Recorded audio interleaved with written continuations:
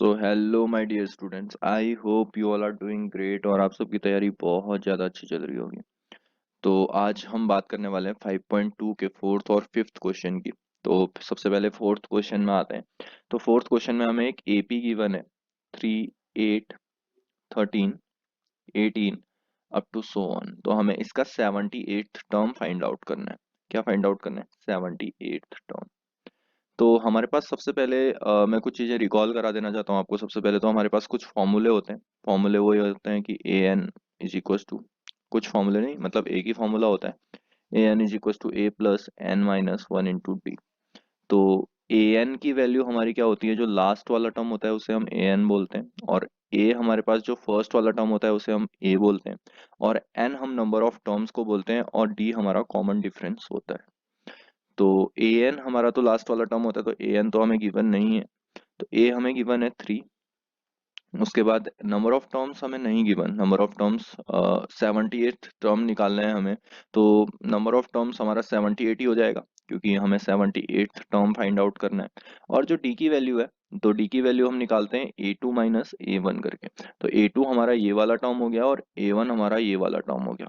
तो ए टू की वैल्यू -8 है। 8 माइनस 3 हमारे पास जो डी की वैल्यू निकल के आएगी वो कितनी आएगी? 5।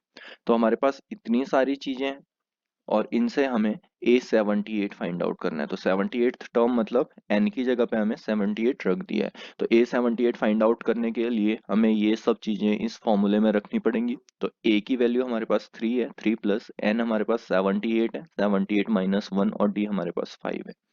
तो 3 प्लस 78 माइनस 1 77 हो गया, और हमें 5 से मल्टीप्लाई भी करना है इसको। तो 5 से मल्टीप्लाई करेंगे तो 5 7 जा 35 बचा 3, 5 7 जा 35, और 35 और 3 हमारे पास 38 होता है।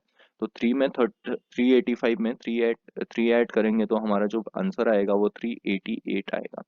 तो जो हमारा 78th टर्म होगा A78, वो कितना होगा? वो 388 होगा। ठीक है। तो उम्मीद करता हूँ कि आपको ये क्वेश्चन बहुत अच्छी तरीके से क्लियर हुआ होगा। तो अब आते हैं फिफ्थ वाले पार्ट पे। देखिए, फिफ्थ वाला पार्ट बोल रहा है find the number of terms in each of the following APs. तो हमें नंबर ऑफ टर्म्स, यानी कि नंबर ऑफ टर्म्स की अभी हमने बात की थी। तो पहले तो मैं सबसे पहले फॉर्मूला लिख लेता हूँ। फॉर्मूला होता है हमारा A N is equal to A plus N minus one into D. तो यहाँ पर ए की वैल्यू क्या होती है? तो सबसे पहले ईपी भी लिख लेते हैं साथ में, 7, 13, 19 अप टू सो ऑन, और लास्ट वाला टर्म हमारा 205 है।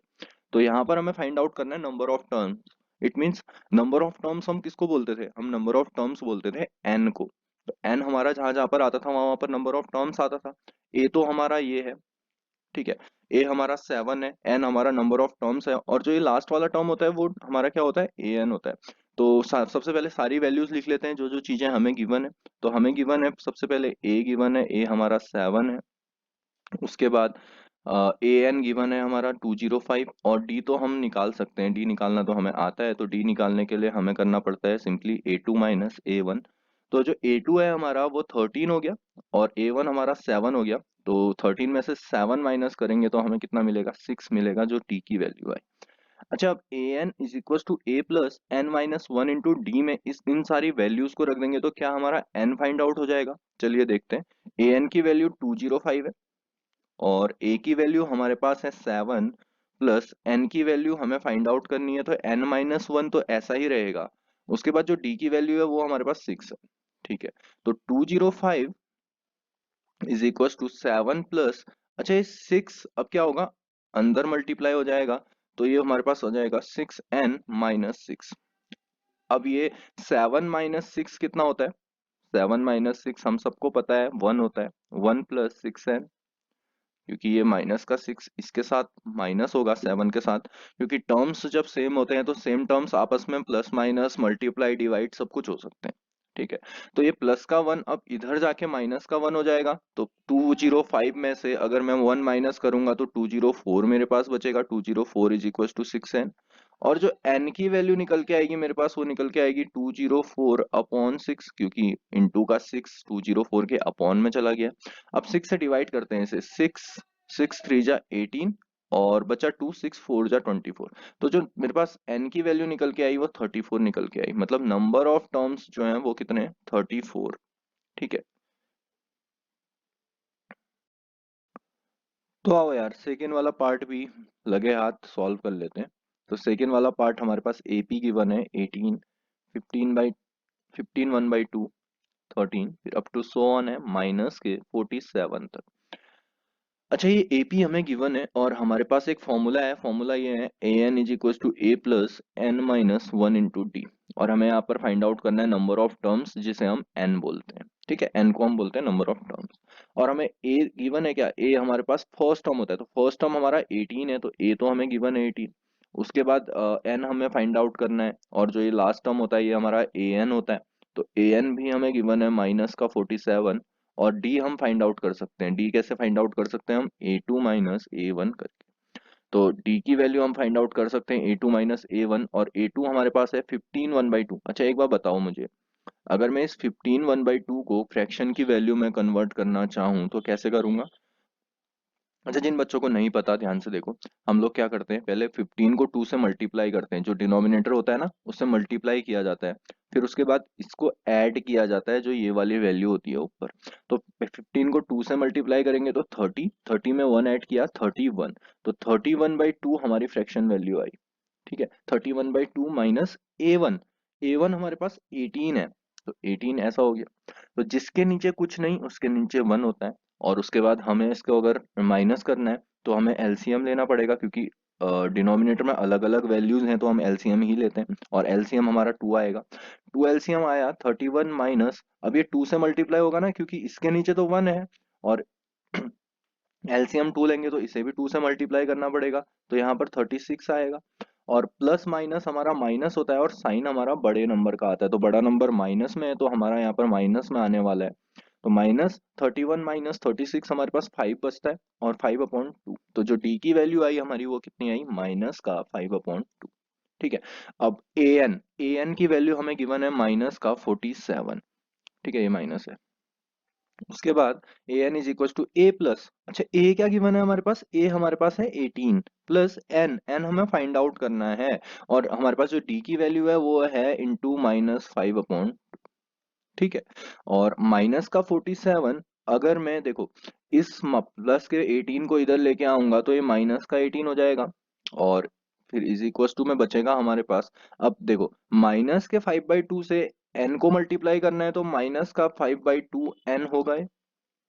और -1 से 5/2 को मल्टीप्लाई करेंगे तो माइनस माइनस तो प्लस हो जाएगा, तो साइन यहाँ पर प्लस आने वाला है, ये माइनस है और ये वाला भी माइनस है, तो माइनस माइनस मल्टीप्लाई होके प्लस हो जाएगा, और 5/2 ऐसे ही आएगा। ठीक है, अब उसके बाद -47 -18, यानी कि ये दोनों ऐड होने वाले हैं, तो ये दोनों ऐड होके कितना आएगा, क्योंकि माइनस माइनस प्लस होता है और साइन बड़े नंबर का आता है, तो बड़ा नंबर माइनस में है तो साइन तो हमारा माइनस में आने वाला है।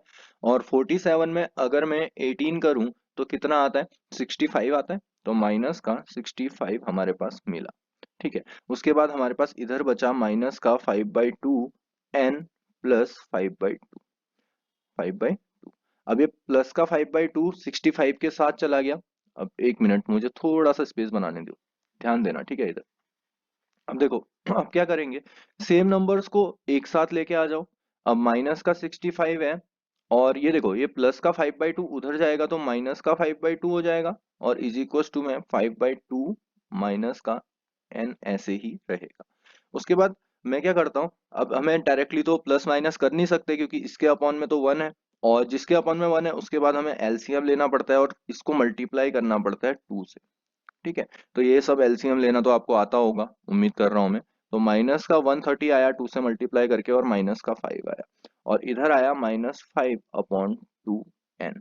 ठीक है, अब उसके बाद की प्रोसेस स्पेस बनाने के बाद। अच्छा अगर आप लोग नोट डाउन करते हैं इसे तो पॉज करके कर लिया करो यार, क्योंकि यहाँ पर स्पेस थोड़ा सा कम रहता है, उसके लिए मैं माफी भी चाहूंगा। ठीक है, 130 माइनस 5, माइनस माइनस प्लस होता है, और -135 आएगा अपॉन 2, क्योंकि माइनस माइनस हमारा प्लस होता है और साइन बड़े नंबर का आता है, तो माइनस का ही साइन आएगा, और -135/2 आएगा, इज इक्वल टू -5/2 एन। अब यहाँ ध्यान दो, माइनस से माइनस कैंसिल आउट हो गया, और ये 2 क्रॉस मल्टीप्लाई में चला गया 135 के साथ, और 5 क्रॉस मल्टीप्लाई में आ गया 2 के साथ। तो 135 के साथ अगर 2 क्रॉस मल्टीप्लाई में गया, और 5 2 के साथ 5 मल्टीप्लाई में आया तो एक चीज हो गई, वो चीज ये हुई कि 2 से 2 कैंसिल आउट हो गया और 5 से कैंसिल आउट होगा कितने टाइम, 5 2 जा 10, 5 7 जा 5 2 जा 10, हाँ 5 7 जा 35। तो जो n की वैल्यू निकल के आई वो कितनी आई हमारी 27 आई। ठीक है, आई होप कि आपको ये क्वेश्चन भी बहुत अच्छी तरीके से क्लियर हुआ होगा। अगर क्लियर हुआ है तो चैनल को लाइक सब्सक्राइब शेयर सब कुछ कर देना। ठीक है, थैंक यू सो मच।